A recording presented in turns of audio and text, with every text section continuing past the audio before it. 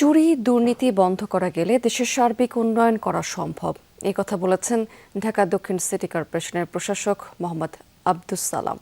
সন্ধ্যায় পল্লিমা সংসদ কনফারেন্স রুমে খিলগাঁও আবাসিক এলাকার সমস্যা নিরসনে মতবিনিময় সভায় এই কথা বলেছেন তিনি। খিলগাঁও আবাসিক এলাকার পরিবেশ রক্ষা কমিটি কেপিআরসি এর আয়োজন করে।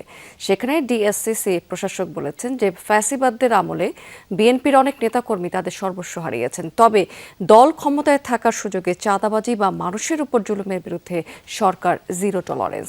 নেতাকর্মীদের মানুষের কল্যাণে কাজ করার আহ্বান জানিয়ে আব্দুস সালাম আরও বলেছেন, সবকিছু শৃঙ্খলার মধ্যে আনতে হবে, হকারদের বিকল্প ব্যবস্থা করা হবে, ব্যাটারি চালিত অটোরিকশাও নিয়ন্ত্রণে আনা হবে।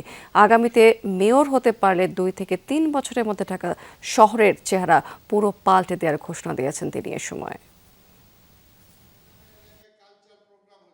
আমরা তো চাই হকার মুক্ত করতে, হকার সুন্দর করে ফুটপাত আমরা বানাইছি, আমরা তো চাই যে মানুষ সেখান দিয়ে হাঁটুক, কিন্তু পাশাপাশি আবার এটা হকাররা বা কোথায় যাবে সেটার একটা বিকল্প ব্যবস্থা লাগবে।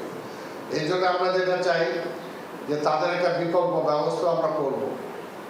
এই ঢাকা শহরে আমরা সান্ধ্যকালীন মার্কেট আমরা করতে চাই।